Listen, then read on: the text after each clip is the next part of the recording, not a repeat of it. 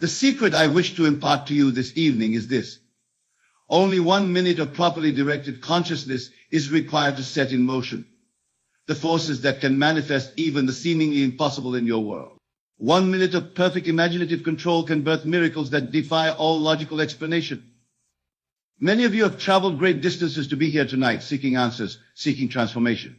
You have tried countless methods, followed numerous teachers, and yet the fulfillment of your desires remains elusive. I say to you now, cease your searching in the external world. The kingdom you seek is within you, and it requires but a moment of proper attention to unlock its boundless treasures. When I speak of 1 minute, I am not speaking in terms of compromise or limitation. Rather, I am revealing to you the tremendous power that resides in a perfectly concentrated moment of consciousness. For time, as you understand it in your waking state, is merely an illusion, a creation of your own wonderful human imagination. In the realm of true creation, in the realm of imagination, there is no time. There is only the eternal now pregnant with infinite possibilities. And it is in this eternal now that all your desires already exist as accomplished facts. Your task is not to create what you desire, but to claim it as already yours through the controlled direction of your imagination. Consider this fundamental truth. Your consciousness, your awareness of being is God. The Bible declares, I am that I am. This is not speaking of a deity removed from you, dwelling in some distant heaven. This I am is your fundamental awareness of existence, your consciousness, and it is the one and only creative power in the universe. When you say I am, you are declaring the name of God.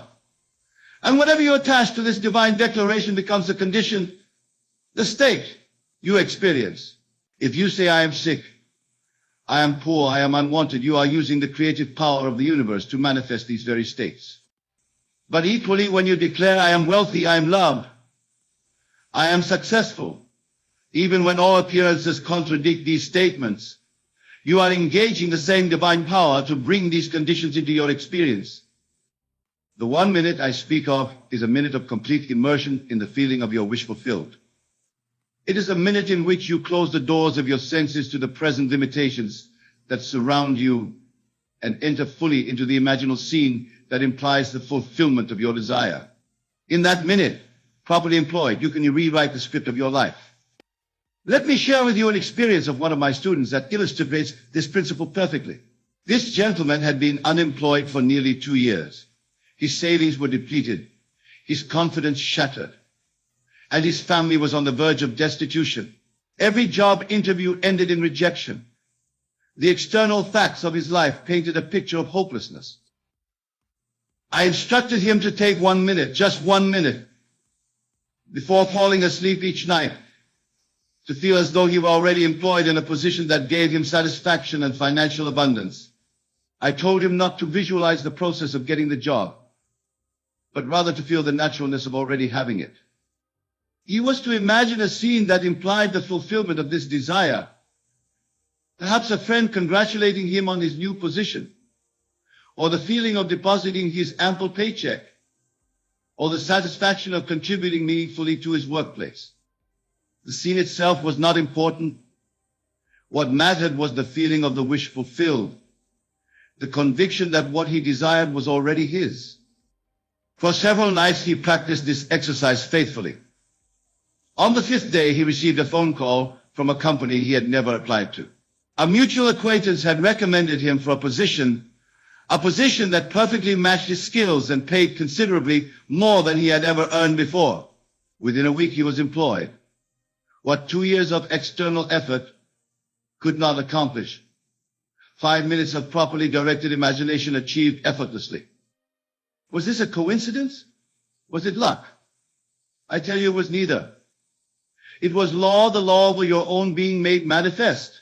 For when you enter into an imaginal scene and make it real through the power of feeling, you have activated forces beyond your conscious understanding. Forces that reality to conform to your dominant impression. The scriptures tell us faith is the substance of things hoped for, the evidence of things not seen. This faith is not mere wishful thinking or intellectual acceptance of a doctrine. Faith is the feeling of possession, the assurance that what is not yet visible to your mortal eye already exists in the reality of your imagination. And your imagination, being God in action within you, cannot fail to objectify that which you have faithfully embodied in feeling. Some of you may be thinking, but Neville, 1 minute seems too short a time to change the conditions of my life that have persisted for years. To this I would say you underestimate the power of your own consciousness. It is not the duration of time spent in your imaginal act that determines its efficacy, but the intensity of feeling, the completeness of your immersion in the state desire. A single match, properly struck, can set an entire forest ablaze. Similarly, a single moment of perfectly focused imagination, suffused with the feeling tone of reality, can set in motion the forces that will inevitably result in the manifestation of your desire, regardless of how impossible it may seem to your rational mind.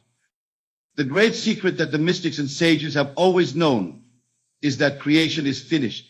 All that you could ever desire to be, do, or have already exists in what I call the infinite states of consciousness. Your journey is not one of creating anew, but of selecting and embodying the state that corresponds to your desire. And this selection is done through the faculty of attention controlled by your imagination. When I instruct you to take 1 minute to feel yourself into the state of your wish fulfilled, I am giving you the key to unlocking the treasure house of infinity. For in that 1 minute, if properly employed, you transcend time itself. You step out of the limitations of your current state and enter a new state of consciousness, and your outer world must reshape itself to mirror this inner change. There was a woman in one of my lectures some years ago who had been diagnosed with an incurable heart condition. The physicians had given her perhaps 6 months to live. After hearing me speak on this principle, she decided to take 1 minute each day to feel the joy and gratitude of being perfectly healthy. She imagined hearing her doctor say, "I cannot understand it. Your heart shows no sign of disease whatsoever." She felt the relief, the boundless gratitude, the sheer joy of this pronouncement. 3 months later, upon her regular examination, her doctor was baffled. The test showed no trace of the previous condition. Further examinations confirmed that her heart was functioning perfectly. The medical community called it a spontaneous remission, an unexplainable healing. But she and I knew better. It was the perfect working of law. She had selected a different state of consciousness, and her body conformed to that selection. You see, the outer world is nothing more than the projection of your inner assumptions. Change the assumption, and you change the projection. It cannot be otherwise, for consciousness is the only reality, and your assumptions determine which state of consciousness you occupy. The 1 minute practice I am giving you this evening is so simple that many will dismiss it as too elementary to produce significant results. Yet its very simplicity is what makes it so powerful. You need no special equipment, no esoteric knowledge, no years of disciplined practice. You need only your imagination and the willingness to feel the naturalness of your desire fulfilled. Here is how you employ this 1 minute practice. First, clarify what you truly desire. Not the means to the fulfillment, but the end itself. If you desire wealth, what does wealth mean to you? Is it a specific sum in your bank account? Is it the freedom to travel? Is it the ability to help others financially? Clarify the essence of your desire. Next, create a scene that would imply the fulfillment of this desire. If your desire is for perfect health, perhaps imagine a friend commenting on how vibrant and energetic you appear. If your desire is for a harmonious relationship, perhaps imagine yourself and your beloved sharing a moment of perfect understanding and joy. The scene should be brief, easily visualized, and imply that your desire is already fulfilled. Then set aside 1 minute, preferably just before sleep, when your mind is naturally relaxed and receptive, and completely immerse yourself in this scene. Do not merely visualize it as if watching a movie. Enter into it fully. Be a participant, not a spectator. Feel the solidity of objects you would touch in this scene. Hear the sounds that would be present. Most importantly, feel the emotions that would be yours if this imaginal act were your present reality. For that 1 minute, let nothing disturb your concentration. If your attention wanders, gently bring it back to your scene. Infuse the scene with the absolute conviction that this is now reality. Feel the naturalness, the of-courseness of your desire fulfilled. Then release the scene completely. Do not spend the rest of your day wondering when or how your desire will manifest. Remember, in the reality of imagination, which is the only reality, your desire is already fulfilled. The outer manifestation is merely the shadow, the echo of what you have already accepted as real in consciousness. Let me tell you of another student who applied this principle to what seemed an impossible situation. This gentleman was in his late 50s and had been passed over for promotion repeatedly in favor of younger colleagues. He had specialized knowledge that was valuable to his company, but management saw him as too close to retirement to invest in his advancement. After learning this principle, he took 1 minute each night to feel the satisfaction of being called into his supervisor's office and being informed of his promotion to regional director, a position 2 levels above his current role. He felt the handshake, heard the congratulatory words, felt the surge of validation that would accompany such an event. Within 3 weeks, a corporate restructuring was announced. The regional offices were being reorganized, and to everyone's surprise, including his own, he was appointed regional director. When he spoke with the executive who had selected him for the role, he was told, "We need someone with your specific experience and knowledge base to guide this transition." The decision became obvious once we reviewed the requirements. What appeared impossible, a double promotion for a man considered too senior for advancement, manifested effortlessly once he had planted the seed in consciousness through his 1 minute imaginal act. The Bible tells us the kingdom of heaven is like a mustard seed, which a man took and planted in his field. Though it is the smallest of all seeds, yet when it grows, it is the largest of garden plants. Your 1 minute imaginal act is this mustard seed, seemingly insignificant in its brevity, yet containing within it the full power of creation, which when planted in the fertile soil of your consciousness, must grow into the full manifestation of your desire. Many of you have been taught that worthwhile achievements require struggle, that you must earn your good through labor and sacrifice. This is the thinking of the world, and it has kept humanity in bondage for centuries. I am offering you freedom from this bondage through the recognition that consciousness, not action, is the foundational creative power. Right action will follow naturally from right consciousness. When you have truly assumed the feeling of your wish fulfilled, you will be automatically guided to take whatever steps are necessary for its manifestation in the outer world. But these actions will not be the strained efforts of someone trying to make something happen. They will be the natural, almost effortless expressions of your state of being. Some of you may be wondering about timing. How long, you ask, between my imaginal act and its fulfillment in the outer world? This is a question that cannot be answered with precision, for it depends on many factors: the naturalness of the state to your particular consciousness, the degree to which your desire conforms to what I call the law of assumption, and the time required for the reshaping of external circumstances. But know this, the manifestation will occur at precisely the right moment, in what Scripture calls the fullness of time. Your task is not to be concerned with when, but to remain faithful to the assumption that your desire is already fulfilled. For the very concern about timing betrays a lack of faith in the reality of your imaginal act. I have had experiences where manifestation occurred within hours of my imaginal act, and others where months passed before the seed I had planted flowered into outer reality. But in every case, the manifestation came not because I made it happen through anxious monitoring, but because the law of consciousness is infallible. What you assume to be true with feeling must objectify itself in your world. You might ask, can this principle be applied to seemingly impossible situations, to the healing of supposedly incurable diseases, to the transformation of seemingly fixed circumstances, to the manifestation of desires that reason says cannot be fulfilled? And I answer you with an emphatic yes. For what appears impossible to your rational mind is merely a limitation imposed by your current beliefs about what is possible. When you shift your consciousness through the power of your controlled imagination, you transcend these limitations. You align yourself with the creative power that fashioned the universe. And to this power, which is your own wonderful human imagination, nothing is impossible.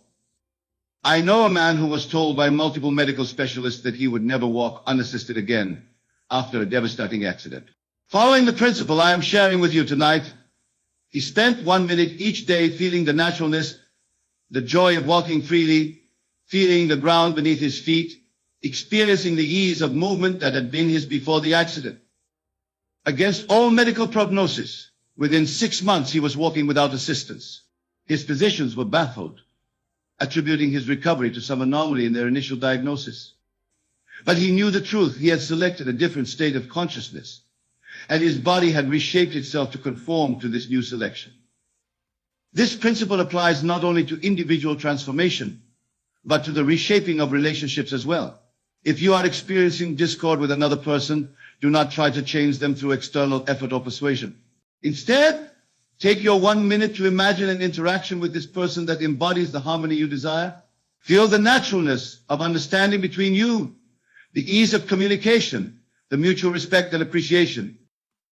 Do this faithfully, and you will be amazed at the transformation that occurs. Not because you have manipulated the other person, but because you have transformed your own consciousness regarding the relationship. And since all relationships exist in consciousness, the outer expression of the relationship must conform to your inner assumption. A woman once came to me in great distress over her marriage. For years, her husband had been emotionally distant, critical, and unaffectionate. They had tried counseling without success, and she was contemplating divorce as her only option for happiness. I instructed her to take 1 minute before sleep each night to feel the joy and gratitude of being in a loving, harmonious marriage with this same man. I told her not to imagine a different man or a different marriage, but this same relationship transformed by her shift in consciousness. She imagined her husband looking at her with love and appreciation, speaking words of affection, sharing moments of genuine connection. She felt the relief, the happiness, the fulfillment of being in such a relationship. Within 3 weeks, subtle changes began to appear in her husband's behavior. He became more attentive, less critical. She began initiating conversations rather than retreating into silence. Within 2 months, their marriage had transformed to such a degree that she could hardly believe this was the same relationship that had caused her such anguish. Did her 1 minute practice somehow control or manipulate her husband against his will? Not at all. What it did was shift her consciousness regarding the relationship. And since consciousness is the only reality, the outer picture, including her husband's behavior, had to adjust to reflect this inner change. This principle of the 1 minute imaginal act applies with equal power to conditions that appear to involve multiple individuals or complex social structures. If you desire a particular position in your company, do not concern yourself with the politics of advancement or the competition from others. Take your 1 minute to feel the satisfaction, the sense of accomplishment, the naturalness of already occupying that position. If you seek financial abundance in a challenging economic environment, do not focus on the statistics of scarcity or the limitations of your current income. Use your 1 minute to feel the security, the freedom, the joy of having abundant resources, regardless of what your bank statement currently shows. The outer circumstances, no matter how apparently fixed or immutable, are but shadows, reflections of past assumptions. Change the assumption in your 1 minute practice, and the reflection must change in accordance with this new assumption. This is not wishful thinking. It is the operation of immutable law. Many spiritual traditions teach that creation is complete, that all possible states and conditions already exist in what might be called a fourth dimensional reality. Your task is not to create what you desire, but to select, through the power of your focused imagination, the particular state that corresponds to your desire, and to enter that state through the feeling of its reality. This is what Scripture means by before you call, I will answer. Your desire, in its fulfilled state, already exists as a present fact in consciousness. Your imaginal act is not creating it anew, but claiming what already exists in the realm of infinite possibility. The story of the fig tree in the gospel provides a perfect illustration of this principle. Jesus, seeing a fig tree without fruit, spoke to it, saying, "No man eat fruit of thee hereafter forever." The disciples noted that the tree appeared unchanged at that moment. But the following day, as they passed by, they saw that the fig tree had withered from the roots. This is how your 1-minute imaginal act operates. In the moment of your focused imagination, you may see no outer change in your circumstances. But the seed has been planted, the root has been established in consciousness, and the outer manifestation must follow, as surely as the withering of the fig tree followed Jesus' word. Some of you may be thinking, but I have tried visualization before without results. To this I would say, there is a world of difference between mere visualization as a mental exercise and the complete immersion in the feeling of the wish fulfilled that I am describing to you tonight. Visualization without feeling is sterile and powerless. It is the feeling that gives life to your imaginal act, the feeling of naturalness, of alreadiness, of complete acceptance, that what you are imagining is now reality. In that feeling lies the transformative power that reshapes your outer world. Moreover, many who practice visualization continue to grant reality to their current limitations. They see their visualization as something that may happen in the future if they are persistent enough or lucky enough. This divided consciousness, one part affirming the desired state, another part affirming the reality of its absence, neutralizes the creative power of their imaginal act. When I instruct you to take 1 minute to feel the wish fulfilled, I am asking you to temporarily but completely set aside your awareness of its absence in your outer world. For that 1 minute, you must grant your imaginal act the same degree of reality, the same sense of solidity and naturalness that you normally grant to your physical surroundings. This requires practice, for we have been conditioned since childhood to trust the evidence of our senses above all else. But with persistence, you will develop the ability to immerse yourself so completely in your imaginal scene that for the duration of your practice, it is more real to you than the physical world around you. And when you achieve this state, even for 1 minute, you have planted a seed that cannot fail to flower into manifestation. For consciousness is the only reality, and what you have made real in consciousness must by law become real in your outer experience. Let me share with you one more illustration of this principle in action. A dear friend of mine had a lifelong dream of owning a particular type of home in a specific neighborhood, a neighborhood where properties rarely came on the market, and they did, commanded prices far beyond her financial reach. By all rational assessment, her desire was impossible to fulfill. I instructed her to take 1 minute each day to feel the joy of already living in this home. Not to visualize how she might acquire it or to worry about the financing, but simply to feel the satisfaction of ownership, to feel herself moving through the rooms, enjoying the garden, welcoming friends to this beloved space.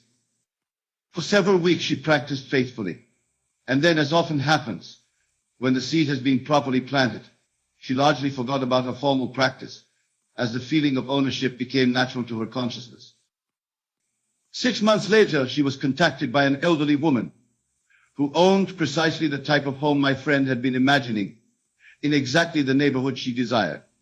The woman, who was moving to another state to be near her children, had specific ideas about who should live in her home.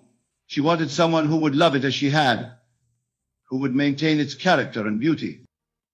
Through a series of circumstances that appeared coincidental but were in fact the natural outworking of consciousness, this woman offered my friend the opportunity to purchase the home at significantly below market value, with financing terms that made it accessible despite my friend's limited resources.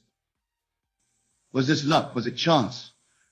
I tell you, it was the perfect operation of law. My friend had planted the seed in consciousness through her 1 minute practice. She had selected a different state, the state of being the owner of this type of home, and her outer reality reshaped itself to conform to this inner selection. The circumstances that brought about this manifestation appeared natural, even coincidental. This is always the case. The bridge of incidents leads from your current state to the fulfillment of your desire. will appear perfectly natural when viewed from the outside. It is only when you understand the law of consciousness that you recognize these coincidences as the orderly fulfillment of what you have established in imagination.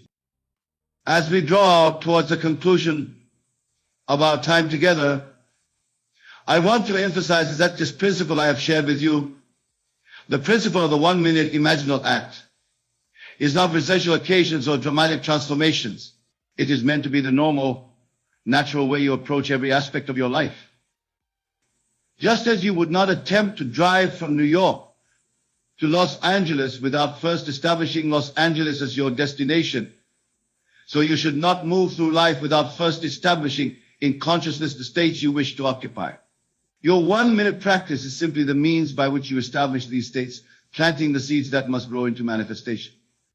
Some will say that this approach to life is impractical, that it ignores the hard realities of existence. To them I say, what you call hard realities are merely the hardened impressions of past thoughts and assumptions. They appear solid and immutable only because you continue to grant them reality through your attention and belief.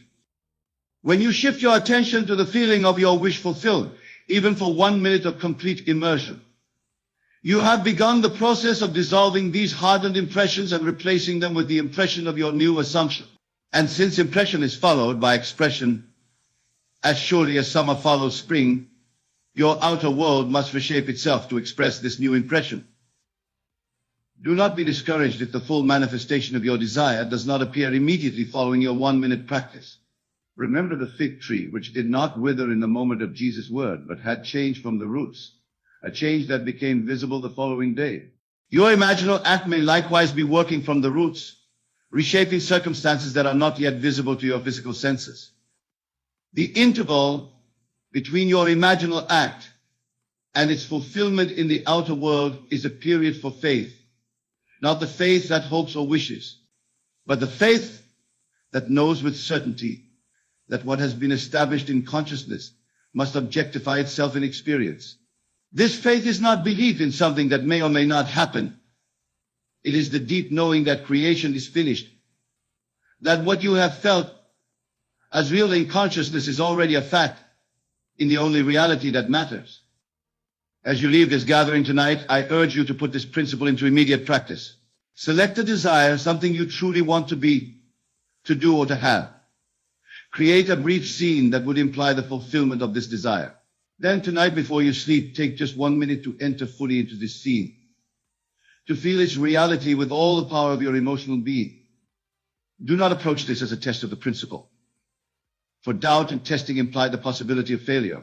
Instead, approach it with the innocent wonder of a child who knows that what is imagined with complete faith is already in the process of becoming reality. 1 minute properly employed in the feeling of the wish fulfilled contains within it the power to transform your life in ways that may now seem miraculous or impossible. For in that 1 minute you are engaging the creative power of the universe, your own wonderful human imagination, and directing it consciously towards the fulfillment of your desire. And when you truly understand and apply this principle, you will know the truth of the scripture. All things are possible to him that believeth. For belief, in its deepest sense, is not intellectual acceptance, but emotional surrender to the reality of that which is not yet seen with the physical eye. Take your 1 minute tonight and plant the seed of a new reality in the fertile soil of your consciousness. Nurture it with the waters of faith, not the faith that hopes, but the faith that knows. And watch as the universe rearranges itself to accommodate your new concept of self, your new assumption of what is possible. For even the impossible will manifest for you when you have properly directed the creative power of your consciousness, even if that direction occupies but a single minute of perfect imaginative control. In that minute lies the key to freedom, to fulfillment, to the conscious creation of a life that reflects your highest desires. The choice is yours. The power is yours. The 1 minute is yours. Use it wisely, use it with complete faith in the creative power of your own wonderful human imagination. And prepare yourself for miracles, not as rare and unusual events, but as the natural expression of properly directed consciousness. For this is the promise in the law, as within, so without, as above, so below. What you establish in consciousness through your 1-minute imaginal act must manifest in your world. It cannot fail, for consciousness is the only reality, and its expression in the outer world is governed by immutable law. Go now in the knowledge of your own creative power. Take your 1 minute, and with it, reshape your world. For even the impossible will manifest for you when you understand and apply this simple yet profound truth. Imagination creates reality. And a single minute of properly directed imagination contains within it the power to transform your life beyond all current limitation. Remember always that you are not a helpless victim of circumstances, but the creative center of your own existence. In your consciousness, in your I am, lies the power that fashioned the universe. Use this power consciously, use it lovingly, use it faithfully, and watch as even the impossible becomes your living experience. For when you know that you are the operant power in your universe, that your consciousness is God in action, you will never again be content to live at the mercy of circumstances or to accept limitations that can be transcended through the proper direction of your wonderful human imagination. Take your 1 minute tonight, feel the wish fulfilled, and step boldly into the unlimited potential that is your divine inheritance as a conscious creator in this magnificent universe.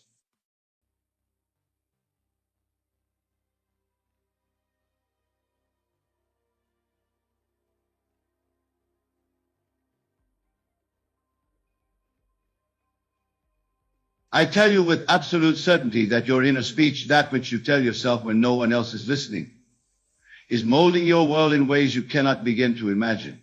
These words spoken in the quiet of your mind are more powerful than any force in the visible world. They are the unseen architects of your destiny. For just 24 hours, I challenge you to become aware of your inner conversation. Listen to what you are telling yourself from moment to moment. Are you speaking of limitation? Are you rehearsing your failures? Are you constantly affirming illness, lack, or impossibility? If so, you are using the creative power of your word against yourself. Instead, for 24 hours, speak to yourself only in terms of the ideal you wish to embody. Speak from the end as though what you desire is already an accomplished fact. This is the secret of manifestation that has been veiled in mystical language throughout the ages. When you awaken in the morning, let your first thought be, I am blessed beyond measure. Everything I desire is already mine. Feel the truth of these words. Let them sink into your consciousness like rain into parched soil. Your mind is that soil, and your words are the seeds from which your future will grow. As you prepare for your day, continue this transformed inner conversation. If you desire financial abundance, do not say to yourself, I hope someday I will have enough. Instead, declare with feeling, I am now abundantly supplied. Money flows to me effortlessly from expected and unexpected sources. Do not concern yourself with the how. Your work is not to determine the means, but to establish the end in your consciousness. If you seek improved health, cease speaking of your body in terms of its limitations or ailments. For 24 hours, speak to yourself as though you are vibrantly healthy. I am filled with energy. My body is strong, resilient, and functions in perfect harmony. The creative power within you doesn't analyze whether your statements align with physical evidence. It simply accepts what you decree and proceeds to bring it into manifestation. In your relationships, transform how you speak to yourself about others. If there is someone with whom you experience conflict, change your inner conversation about them. Instead of rehearsing grievances, speak to yourself of that person as though they already embody the qualities you wish to experience. They are thoughtful and understanding. Our communication is clear and harmonious. Remember, the outer conversation merely reflects what has already been established in your inner conversation. In your career or vocation, speak to yourselves as though you already occupy the position you desire, possess the skills you seek, or have achieved the recognition you yearn for. I am excelling in my work. My contributions are valued and rewarded. I am fulfilling my purpose through my daily activities. Now, I must emphasize that this is not positive thinking as it is commonly understood. This is far more profound. You are not trying to convince yourself of something against evidence. Rather, you are exercising your divine prerogative to choose the consciousness from which you operate. You are selecting the state of being from which your reality will unfold. Your consciousness is the only reality. The world you experience is simply consciousness objectified. Change your consciousness, your inner talking, and you must change your world. This is law. For 24 hours, refuse to speak to yourself of problems. There are no problems apart from your conviction that they exist. What appears as a problem is merely a situation awaiting your new conception of it. Speak to yourself from the consciousness of the solution already achieved and watch as the so-called problem dissolves before your eyes. I recall a woman who attended my lecture some years ago. She had been struggling with chronic illness for nearly a decade. After hearing these principles, she decided to change her inner conversation for just one day. Instead of her habitual thoughts of "I am sick," "I will never recover," "no treatment," she began to speak to herself as though she were already whole. "I am perfectly well. My body knows how to heal itself. I am stronger each day." She reported that by midday she experienced a noticeable shift in her energy. By evening, symptoms that had plagued her for years had diminished significantly. Within a week of maintaining this new inner conversation, she was able to resume activities she had abandoned years before. Her physicians were baffled, but she understood the principle at work.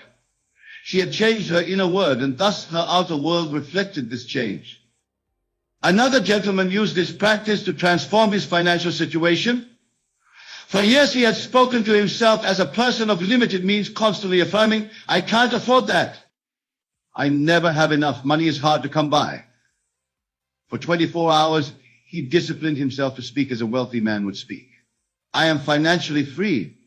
I am wonderfully wealthy. I can afford anything that truly matters to me."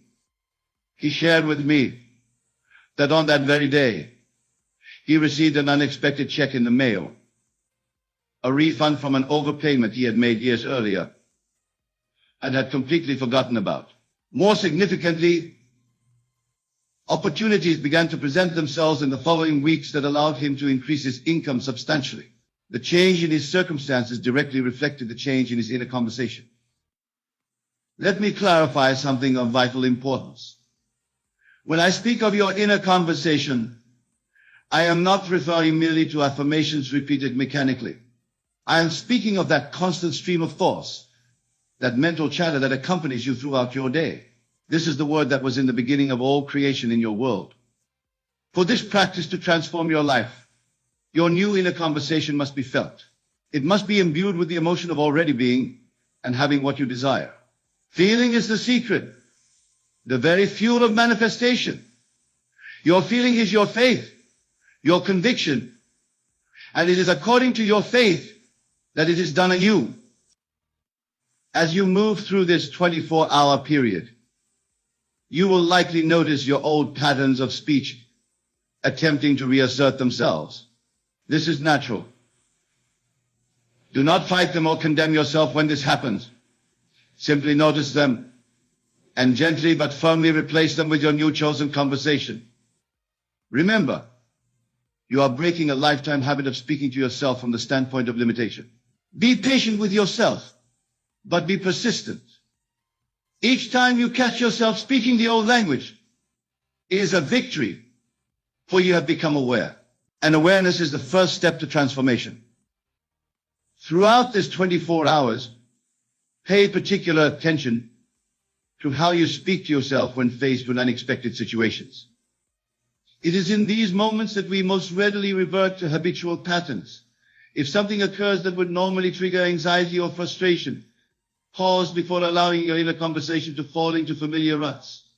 Then deliberately choose words that affirm your ideal, not your fears. For instance, if you find yourself stuck in traffic when you're already running late, resist the temptation to say to yourself, "This always happens to me. Nothing ever works out. I'm going to be in trouble." Instead, speak to yourself as one for whom all things work together for good. This delay serves a perfect purpose. I am exactly where I need to be. All is well, and all manner of things are well. The power of speaking to yourself in this transformed way for 24 hours is that it interrupts the momentum of all thought patterns. It creates a new groove, a new pathway in consciousness that, once established, becomes easier to travel. One day of vigilance can create a shift that alters the trajectory of your life. I want to address a question that may have arisen in your mind. Is this not self-deception? Am I not lying to myself when I speak as though I have what physical evidence clearly shows I do not have? This question reveals a fundamental misunderstanding about the nature of reality. The physical world you perceive is not the cause. It is the effect. It is not the beginning. It is the end result of consciousness. When you speak to yourself from the state of having your desire fulfilled, you are not lying, you are creating. You are exercising the same power that has created everything from invisible thought to visible form. In Scripture, we are told that faith is the substance of things hoped for, the evidence of things not seen.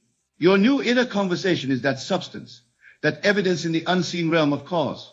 It precedes the manifestation in the visible world of effects. Speaking to yourself from the consciousness of already being or having what you desire is not self-deception. It is the highest form of truth, for it acknowledges the creative principle of the universe. For these 24 hours, I urge you to adopt the mindset that your word is law. What you decree in the privacy of your mind must come to pass in your outer experience. This is not arrogance or magical thinking. It is simply acknowledging the creative principle that operates through all of us. I am is the self-definition of the infinite. When you say I am, you are invoking the creative power of the universe. Be exceedingly careful then what you attach to this powerful phrase. For 24 hours, use I am only to define yourself in terms of what you wish to be, do, and have. Instead of I am tired, say I'm energized. Rather than I am worried, declare I am confident all is working out perfectly. In place of I am stuck, affirm I am continuously moving forward toward my goals. Now, a practical suggestion for implementing this 24-hour experiment. Begin by writing down some of the habitual phrases you catch yourself saying internally. Next to each one, write a new phrase that reflects your desired state. Keep this list with you as a reference throughout the day. For example, old, I never have enough time. New, I have all the time I need to accomplish what truly matters. Old, why does this always happen to me? New, everything that happens serves my highest good. Old, I'm not good at handling money. New, I am a wise and prosperous steward of abundance. Old, no one appreciates what I do. New, my contributions are recognized and valued by others. As you engage in this practice, you may discover that certain areas of your life are more challenging than others when it comes to transforming your inner conversation. Pay special attention to these areas, for they often hold the key to your greatest transformation. The resistance you feel is merely the old concept of yourself fighting for survival. Some of you may be wondering how this practice relates to your interactions with others. After all, we don't live in isolation. We are constantly engaged in outer conversation as well. Here is a profound truth. Your outer conversations with others are actually reflections of your habitual inner conversations. When you change how you speak to yourself about others and your relationship to them, you will naturally find your outer conversations transforming as well. You need make no direct effort to change how you speak to others. As your inner conversation shifts, your outer expression will align itself accordingly. For 24 hours, speak to yourself about others as though they already embody the qualities you wish to experience from them. If you have a supervisor you find difficult, rather than internally rehearsing their faults, speak to yourself of them as understanding, supportive, and appreciative.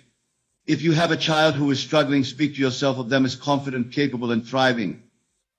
Do not be concerned if you do not yet believe what you are saying to yourself. Remember, you are not reporting what is. You are creating what will be. Your faithfulness to your new inner conversation, despite all evidence to the contrary, is the measure of your faith. And again, it is done unto you according to your faith. I want to emphasize a point that many miss when first encountering this principle. The power lies not in the words themselves, but in the consciousness from which they spring. Words are merely the vessels that carry your consciousness. Speak to yourself not just with new words, but from a new state of being. This requires the use of your imagination, the greatest creative power you possess. As you speak these new words to yourself, see yourself as the person who would naturally think such thoughts. Feel what that person would feel. Move through your day with the attitude and bearing of one for whom these words are the natural expression of their being. For 24 hours, live from the assumption that what you desire is already yours. This is what it means to pray without ceasing. Not to beseech an external deity, but to maintain an inner conversation that aligns with your desires already fulfilled. I recall a young man who applied this principle to transform his career. He had been in the same position for years, passed over repeatedly for promotion. His inner conversation was filled with resentment and defeat. They don't value me. I'm stuck here forever. Others get the opportunities I deserve. For 24 hours, he disciplined himself to speak to himself as though he were already in the position he desired. I am an invaluable asset to this company. My contributions are recognized and rewarded. I serve in a capacity that utilizes my full potential. Within days, he was called into his supervisor's office and informed of a restructuring that created a new position, one that perfectly matched his skills and offered significantly more responsibility and compensation. What had changed? Not the external circumstances, but his inner conversation about those circumstances. As you move through these 24 hours, you may find yourself wondering how to handle thoughts about the past. Many of us have habitual inner conversations that revisit past disappointments, failures, or hurts. For this period, I urge you to speak to yourself about your past in a new way. Instead of interpreting past events as limitations or justifications for current conditions, speak of them as the perfect preparation for your current good fortune. Everything in my past has equipped me for the abundance I now experience. Every challenge has strengthened me. Every setback has redirected me to something better. This is not denying or suppressing painful experiences. It is reinterpreting them from a higher perspective. It is recognizing that consciousness is the only reality, and you are free at any moment to choose the consciousness from which you view your life. Let me share another dimension of this practice that many find transformative. For 24 hours, speak to yourself as if you are God speaking to you. For indeed, your I am is God individualized. When you say I am blessed, it is God declaring blessing through you. When you say I am strong, it is God expressing strength as you. This understanding removes any sense of untruth or pretense from your new inner conversation. You are not fabricating a reality. You are allowing the highest truth to express through you. You are claiming your divine inheritance as a creative being made in the image of the Creator. As this 24-hour period progresses, you may begin to notice subtle shifts in your external world. People may respond to you differently. Opportunities may present themselves unexpectedly. Solutions to long-standing problems may suddenly become clear. These are the first fruits of your transformed inner conversation. Do not, however, become preoccupied with looking for results. Your work is to maintain your new inner conversation regardless of appearances. The manifestation follows the inner word. It does not precede it. Keep your focus on being faithful to your new way of speaking to yourself, and let the outer pictures rearrange themselves in their own time and manner. I must address a question that often arises. What if I maintain this new inner conversation for 24 hours and nothing changes? My answer is simple. Something has changed. You have changed. You have interrupted patterns of thought that may have dominated your consciousness for decades. You have proven to yourself that you can choose your inner conversation rather than being at its mercy. Moreover, manifestation does not always occur instantaneously in the visible world. Some seeds sprout quickly. Others require more time. But all seeds, when planted in fertile soil and given the proper conditions, must grow. It is law. Your word, planted in the soil of consciousness and watered with faith, must produce after its kind. If at the end of 24 hours you do not see the complete manifestation of your desire, do not be discouraged. Instead, be encouraged that you have begun a new pattern that, if maintained, must produce the conditions that correspond to it. Consider extending your commitment for another 24 hours and then another. Many who have practiced this principle find that 24 hours of vigilant attention to their inner conversation creates a momentum, makes the second one, that's 20 easier, and the third easier still. What begins as an exercise becomes a natural way of being. For these 24 hours, I urge you to be especially attentive to the feeling that accompanies your inner conversation. Words without feeling are empty shells. It is the emotion that gives them life and power. As you speak to yourself in this new way, cultivate the feeling of gratitude, the feeling of already being who you wish to be and having what you desire to have.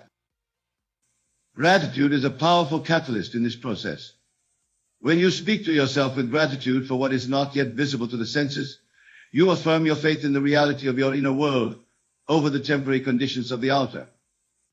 I am so grateful for my perfect health carries infinitely more creative power that I want to be healthy, or even I will be healthy.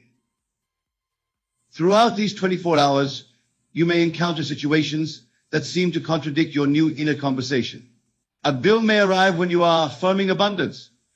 A physical symptom may intensify when you are speaking of perfect health.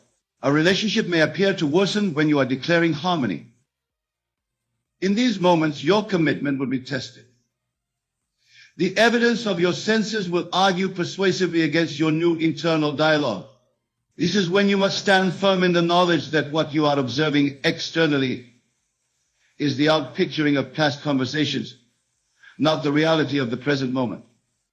Speak to yourself as though what you are observing has no power to persist in the face of your new consciousness. This appearance is merely the shadow of former thinking. It has no substance or permanence. What I am now declaring within myself is the new reality that must replace it. Remember that creation is finished. All possible states exist now. You are not creating something new. You are selecting through your inner conversation which completed state you will occupy. When you understand this truth, you realize there is no waiting for your good to be created or to arrive from somewhere else. It exists now. And your inner conversation is the method by which you move into that state. For 24 hours, speak to yourself as one who dwells in the state of wish fulfilled. Speak with the quiet confidence of one who knows rather than the desperate longing of one who wishes. There is a world of difference between saying I want to be successful and I am successful. The first speaks from lack. The second speaks from fulfillment. As we continue this exploration of the power of your inner conversation, I want to address the matter of persistence. Some desires manifest quickly with a change in your inner dialogue. Others require more sustained attention. Do not be discouraged if, after 24 hours, you do not see the complete manifestation of your desire in the outer world. The seed has been planted and nothing can prevent its growth except your return to the old conversation. Just as a farmer does not dig up his seed each day to check on its progress, do not dig up your by reverting to the old patterns of speech that create the conditions you wish to change. There is a perfect timing to all manifestation that your conscious mind may not comprehend. Trust the process. Maintain your new inner conversation beyond these initial 24 hours and watch as the universe rearranges itself to accommodate your new concept of yourself. I recall a woman who applied this principle to transform her experience of chronic pain. For years, her inner conversation had been dominated by statements like, my pain is unbearable. Nothing helps. I'll always suffer. For 24 hours, she disciplined herself to speak to herself differently. My body knows how to heal itself. I am comfortable and at ease. Every day I feel better than the day before. She reported that by the end of the 24 hours, she had experienced brief periods of complete relief for the first time in years.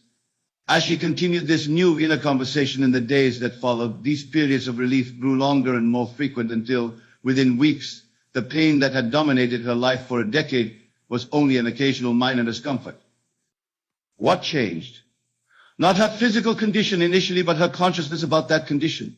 As consciousness shifted, the body, which is only an obedient servant to consciousness, gradually conformed to the new assumption. As you engage in this 24-hour experiment, you are literally rewiring your brain. Neuroscience confirms what spiritual masters have taught for millennia, that focused attention changes the physical structure of the brain. When you persistently speak to yourself in a new way, you are creating new neural pathways that, with repetition, become the path of least resistance for your thoughts. This understanding should encourage you to persist beyond the initial 24 hours. What begins as a conscious exercise becomes, with practice, your natural way of thinking. The new inner conversation, at first maintained with effort, eventually becomes automatic, just as your old limiting conversations once were. For these 24 hours, I urge you to be especially vigilant during the drowsy states of consciousness, the moments just before sleep and just upon awakening. These twilight states provide direct access to the subconscious mind, which is the creative power that brings your assumptions into experience. As you drift off to sleep, speak to yourself as though your desire is already fulfilled. Let this be the last conversation you have before entering the sleep state. Similarly, in those first moments of awakening, before the analytical mind fully engages, re-establish this same inner conversation. These marginal states of consciousness are incredibly fertile for planting the seeds of your new reality. What is impressed upon the subconscious during these states takes root deeply and manifests with remarkable speed and fidelity. Throughout this 24-hour period, you may notice that certain phrases or thoughts have more emotional impact than others. Pay attention to these. They often indicate key states of consciousness that, when shifted, create the most significant changes in your outer experience. For example, you may find that speaking to yourself as financially secure produces a stronger emotional response than speaking of yourself as physically energetic. This would suggest that your consciousness about finances has been a more dominant limiting factor than your consciousness about health. Focus additional attention on maintaining your new conversation in these emotionally charged areas. I want to address something that often confuses those new to this practice. You may wonder, should I speak to myself about specific manifestations or about general states of being? The answer is both, in proper proportion. Your inner conversation should include specific statements that reflect your desires. My income is now $10,000 per month, or I live in my beautiful dream home by the ocean. But these should be balanced with statements about the state of consciousness that would naturally include these manifestations. I am abundantly supplied, or I dwell in perfect environments that reflect my inner harmony. The specific statements give direction to your creative energy. The general statements establish the consciousness from which all related manifestations can naturally flow. Both are valuable components of your transformed inner conversation. As you move through this 24-hour period, you may encounter people who seem determined to pull you back into old patterns of thinking and speaking. They may focus on problems, limitations, or negative possibilities. In these interactions, maintain your new inner conversation with even greater vigilance. While they speak of what is wrong or impossible, speak to yourself of what is right and very possible. While they focus on lack, speak to yourself of abundance. Do not argue or try to convert them.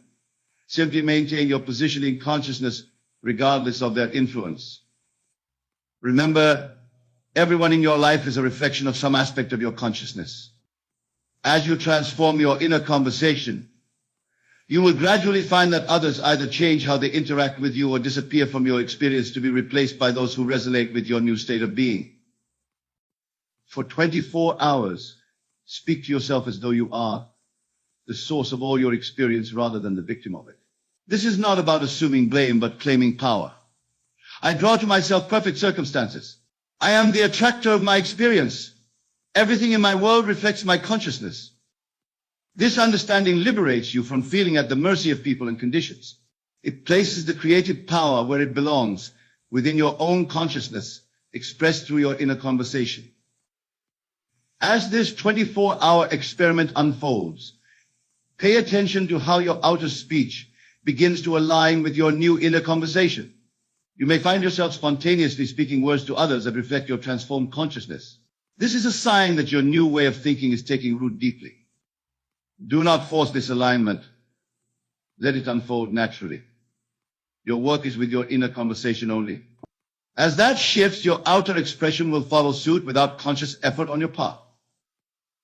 I want to share one more powerful dimension of this practice.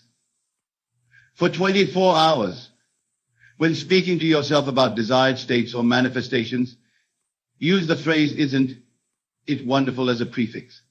Isn't it wonderful that I am now in perfect health? Isn't it wonderful that my relationships are harmonious and fulfilling? Isn't it wonderful that abundance flows to me effortlessly? This phrase evokes the feeling of pleasant surprise and gratitude that accompanies the manifestation of a desire. It bridges the gap between your present awareness and the consciousness of having what you seek.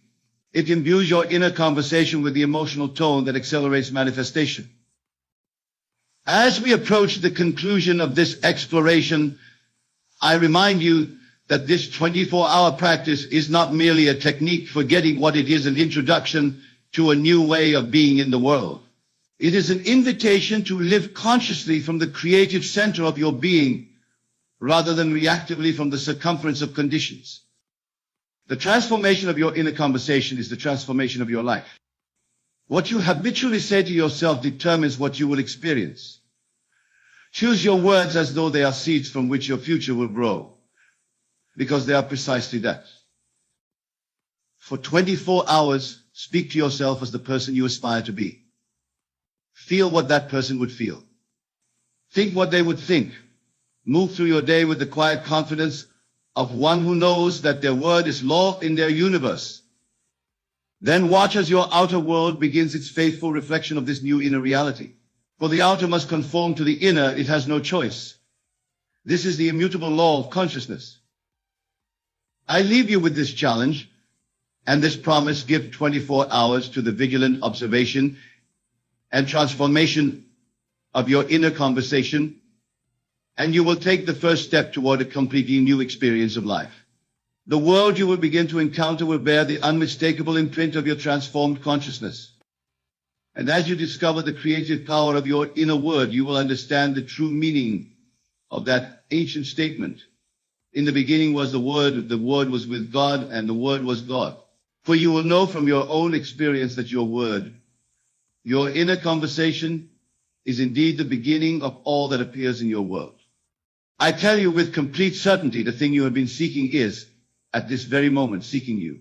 The desire that burns within your heart was planted there by the divine, and that same divinity is now orchestrating all events, all circumstances, all seeming obstacles, to deliver unto you the perfect expression of that desire.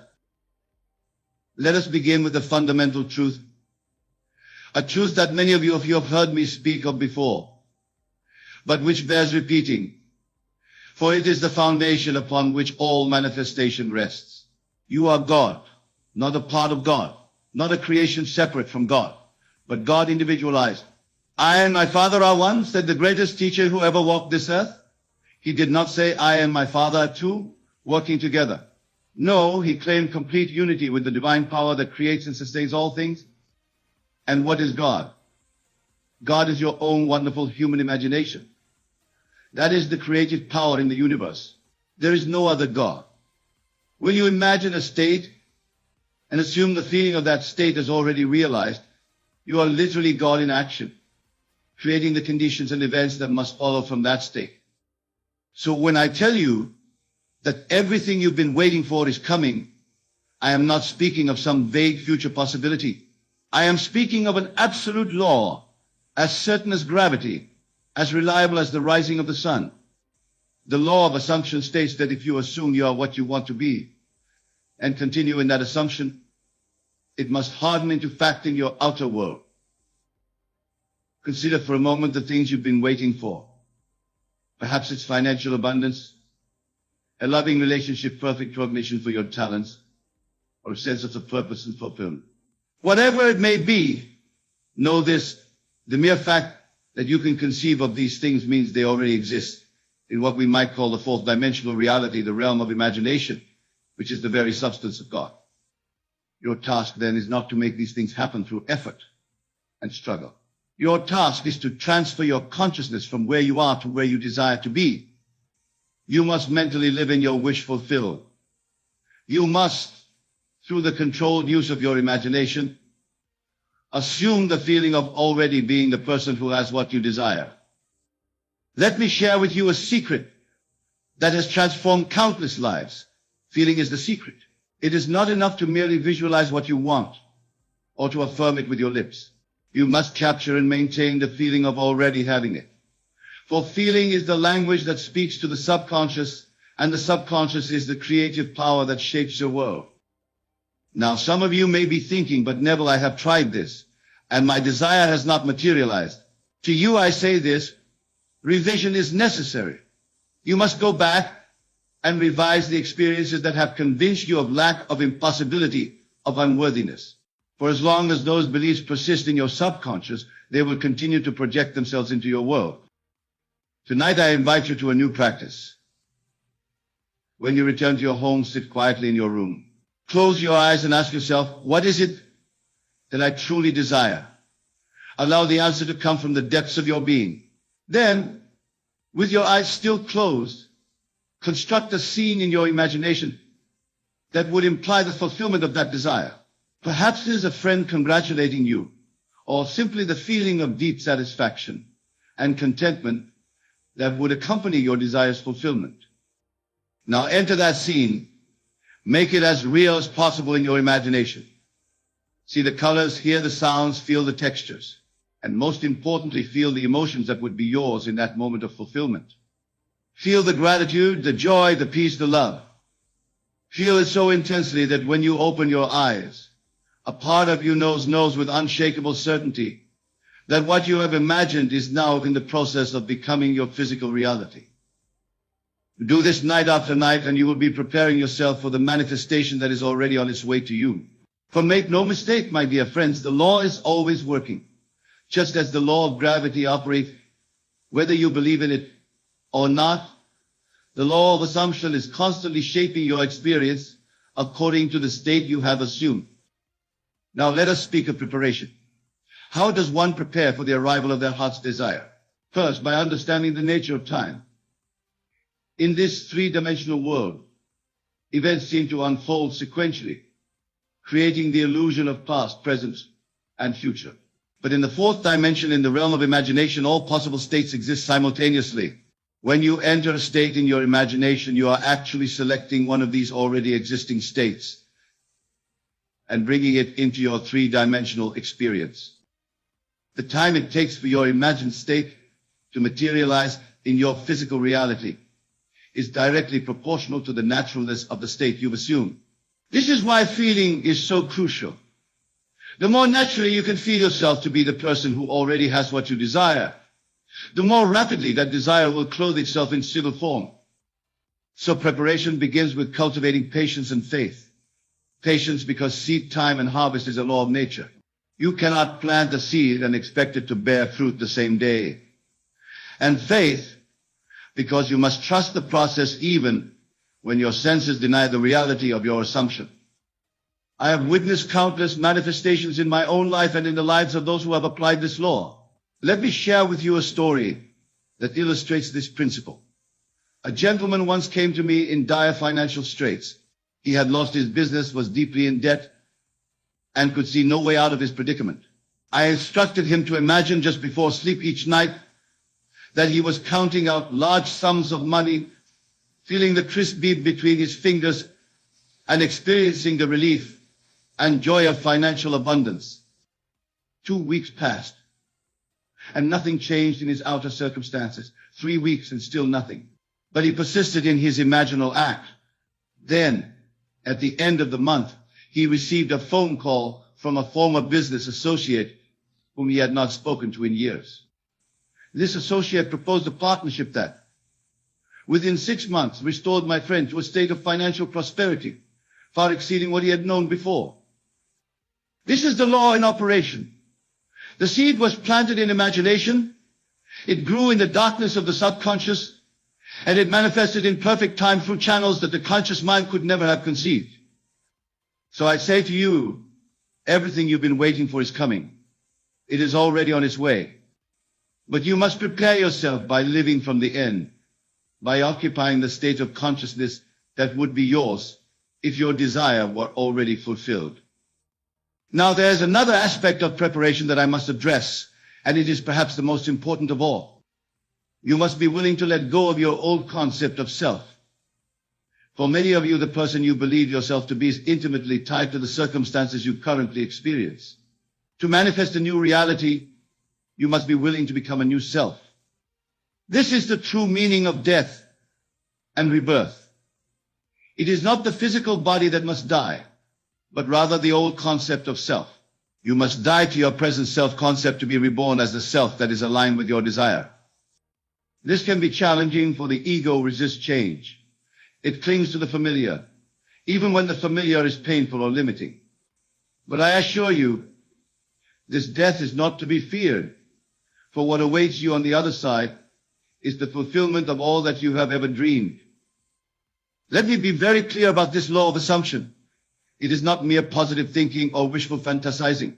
It is the deliberate use of your imagination to select and occupy a state of consciousness. When this is done with feeling and persistence, the outer world must rearrange itself to reflect your inner reality. Think of it this way.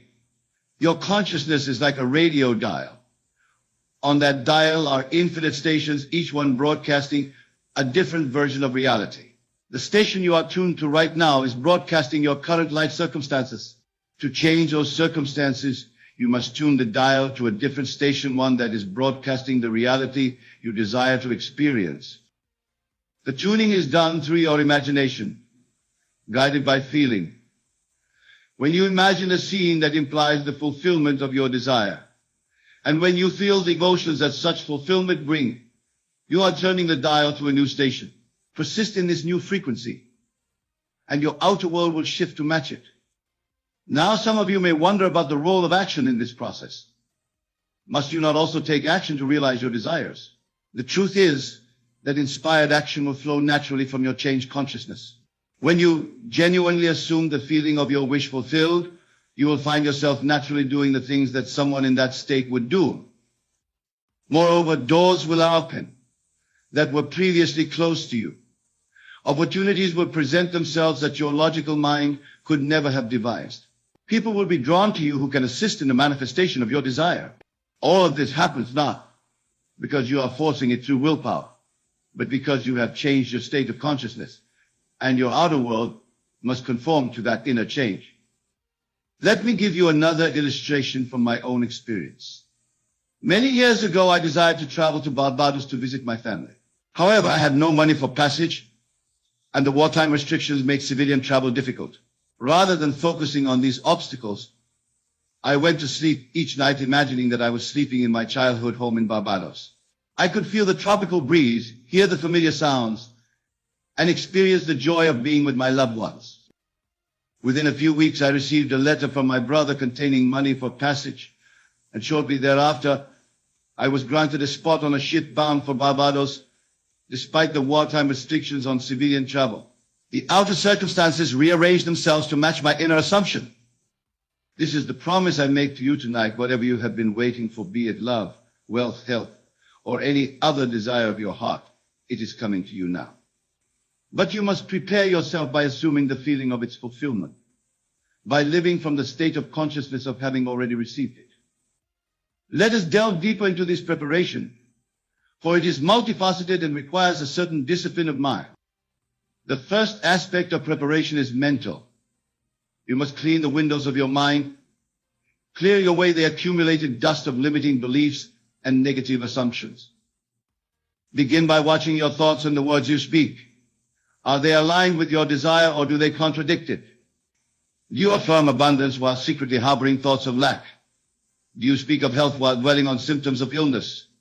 This divided mind cannot manifest effectively. As it is written, a double-minded man is unstable in all his ways. To prepare your mind, practice what I call mental dieting. Just as you would carefully select the food you put into your body for optimal health, so must you carefully select the thoughts you allow to dwell in your mind. Feed your mind with thoughts of the wish fulfilled. Starve your mind of thoughts that contradict your desire. When negative thoughts arise, and they will, for the old habits of mind do not surrender easily, do not fight them or suppress them. Simply observe them without judgment, and then deliberately replace them with thoughts that support your new assumption. The second aspect of preparation is emotional. As I have emphasized, feeling is the secret. You must cultivate the emotional state that would be yours if your desire were already fulfilled. This requires emotional discipline and awareness. Many of you live in a constant state of emotional reaction to external circumstances. Something happens, and you react with anger, fear, disappointment, or resentment. This reactive pattern keeps you bound to your current reality. To break free, you must become the master of your emotional state, choosing it deliberately rather than having it dictated by circumstances. Practice feeling the emotions of your wish fulfilled, regardless of what your senses report. Feel the security of financial abundance, even when your bank account is empty. Feel the love and companionship of a harmonious relationship, even when you appear to be alone. Feel the vitality and energy of perfect health, even when your body seems to contradict this. The third aspect of preparation is spiritual. By this, I do not mean religious in the conventional sense, but rather the recognition of your true identity as a spiritual being, as God individualized in human form. The greatest barrier to manifesting your desires is the belief in separation, the belief that you are separate from your good, separate from other people, separate from God. This belief in separation is the root of all fear, all lack, all conflict. To prepare spiritually is to embrace the truth of your oneness with all that is.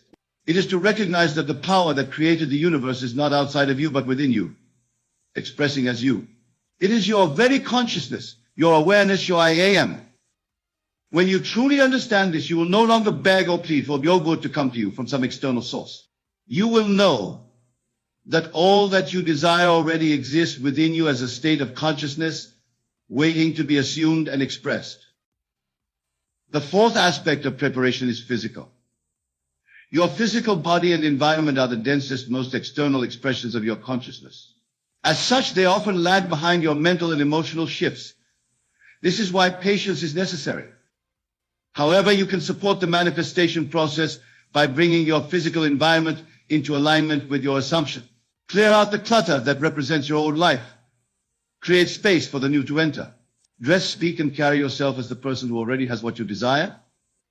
This is not pretense or fakery. It is the outer expression of an inner conviction. It is living from the end, embodying the state you wish to manifest. Now let us address a question that often arises: what about the desires of others? What if what you want conflicts with what someone else wants? Remember this: in the realm of true creation, there is no competition, no scarcity, no conflict of interests. When you operate from the level of the imagination, which is the level of God, you are not taking from anyone else. You are selecting from the infinite variety of already existing states. Moreover, when you assume a state of consciousness that includes harmonious relationships and mutual benefit, that is what you will experience. If you assume a state of having what you want at the expense of others, that conflict will manifest in your experience. This is why I advocate assuming states of consciousness that embody the highest good for all concerned. Imagine not only your own joy and fulfillment, but also the joy and fulfillment of everyone involved in your manifestation. Let me share with you another principle that will help you in preparing for the arrival of your desire. It is the principle of detachment, or what some might call letting go. Many of you hold on to your desires with such desperation, such anxiety about whether or when they will manifest, that you actually push them away. This anxious attachment comes from the belief that what you want is separate from you and might elude your grasp. True manifestation requires a certain detachment, not from the desire itself, but from the anxious need to control the timing and the means of its fulfillment. When you have truly assumed the state of the wish fulfilled, you can relax in the certainty that the outer reality must conform to your inner assumption in its own perfect time and way. This detachment is not indifference. It is the quiet confidence that comes from knowing the law and trusting its operation. It is the peace of mind that allows you to get on with your daily life, secure in the knowledge that your new reality is already established in consciousness and is now moving toward you in the world of form. Now I want to address something that many of you struggle with: the appearance of obstacles or delays in the manifestation of your desire. When your outer world seems to contradict your inner assumption, it is easy to become discouraged and to doubt the law. But I tell you this, what appears as an obstacle or delay is often the very means by which your desire will be fulfilled. The bridge of incidents that leads to your manifestation may include elements that to your limited perspective seem to be taking you further away from your goal. This is where faith becomes essential, not blind faith in some external power, but faith in the law, faith in the creative power of your own consciousness. Trust that the seed you have planted in the garden of your mind is growing, even when you cannot yet see the sprout above the soil. And remember this, the manifestation always comes in ways that you could not have planned with your conscious mind. If you try to dictate exactly how your desire should manifest, you limit the infinite intelligence that is orchestrating the perfect unfoldment of your assumption. So release all anxiety about the how and the when. Your job is to maintain the state of consciousness of the wish fulfilled. The law will take care of the rest, bringing your desire to you through the path of least resistance, which may not be the path you would have consciously chosen. Let me give you yet another example from my own experience. There was a time when I desired to be invited to speak at a certain prestigious venue. Rather than focusing on all the reasons why this seemed unlikely, I simply imagined hearing the director of the venue introducing me to the audience. I felt the satisfaction and gratitude of this experience in my imagination. A few weeks passed, and I received no invitation. Then, seemingly unrelated to my desire, I was invited to speak at a small gathering in a private home. I accepted, though it appeared to have nothing to do with my original wish. At this gathering was a guest who, unknown to me, was a close friend of the director of the prestigious venue I had imagined speaking at. This guest was so moved by my talk that they recommended me to the director, and within a month I received the invitation I had imagined. Had I been fixated on a direct invitation coming from the director, I might have declined the seemingly insignificant invitation to speak at the private home, thereby missing the bridge of insights that was leading to the fulfillment of my desire. This is why I counsel you to release all preconceptions about how your good will come to you. Trust the law, maintain your assumption, and allow the infinite intelligence to work out the details. Now, as we approach the close of our time together, I want to address one final aspect of preparation that is often overlooked but is absolutely crucial. It is the practice of gratitude. Gratitude is the feeling that completes the manifestation cycle. When you express gratitude for something, you are affirming its reality in your experience. Gratitude is the recognition that what you have asked for has already been given. Begin now to give thanks for the fulfillment of your desire, even before it appears in your three-dimensional reality. Thank your Father, which is your own magnificent human imagination, for having already granted your request. This is not pretense. It is recognition of the truth that in the fourth dimensional reality, where your imagination dwells, your desire is already fulfilled. Your gratitude acknowledges this truth and helps to bring it into your three-dimensional experience. Make gratitude a daily practice. Each night before you sleep, review the day as if your desire had already been fulfilled. Feel the gratitude that such fulfillment would inspire. Let that feeling of gratitude be the last emotion you experience before drifting into sleep, for the subconscious is most receptive in those moments before slumber. And as you awaken each morning, let your first thought be one of gratitude for the fulfillment of your desire.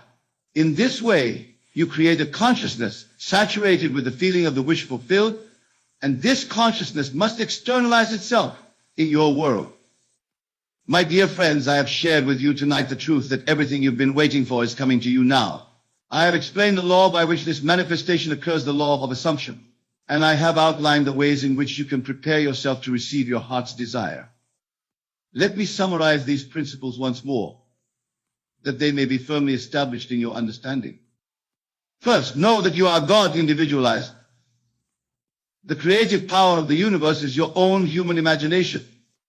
Second, to manifest your desire, you must assume the feeling of the wish fulfilled. Feeling is the secret that speaks to the subconscious, which is the creative power. Third, prepare yourself mentally, emotionally, spiritually, and physically for the manifestation of your desire. Live from the end, embodying the state of consciousness that would be yours if your desire were already fulfilled. Fourth, release anxiety about the timing and the means of manifestation. Trust the law, knowing that the bridge of incidents is being built to bring your desire to you in divine order. Fifth, practice gratitude for the fulfillment of your desire, affirming its reality in the fourth dimension, which is the realm of imagination. As you leave this place tonight and return to your homes, I challenge you to put these principles into practice. Select one desire, the thing you want most at this moment, and begin to live as if it were already yours. Feel the emotions it would inspire. Express the gratitude it would evoke. Embody the state of consciousness it would create. Do this consistently, persistently, faithfully. And I promise you that your outer world will reshape itself to match your inner assumption. For this is the law, and the law is absolute. Everything you've been waiting for is coming to you now. Prepare yourself by becoming in consciousness the person who already has it. For what you are, in consciousness, you must manifest in experience. The world is yourself pushed out. Change yourself and you change your world. This is the great secret, the great revelation, the great law by which all things come into being. Go now in the knowledge of your divinity, in the certainty of the law, and in the joyful expectation of the manifestation of all that your heart desires. For truly all things are possible to him who believes. Remember, creation is finished. All states exist now. Your task is not to create what you want, but to appropriate what already exists. And you do this through the assumption of the feeling of the wish fulfilled. Tonight, as you lay your head upon your pillow, I urge you to make this your practice. Enter into the silence of your own being. Construct a scene that would imply the fulfillment of your desire. Enter that scene. Make it real. Feel it. Believe it. Accept it as true. Fall asleep in that state. And watch as the power that is your own wonderful human imagination goes to work, reshaping your world to match your assumption. For the law is this: as within, so without. As above, so below. What you assume, you become. What you believe, you receive. What you expect, you experience. Everything you've been waiting for is coming. It is already yours in consciousness. Now, through your faithful assumption, it will become yours in experience. My blessing goes with you. May you use this law wisely, lovingly, and joyfully for the enrichment of your own life and the lives of all those you touch.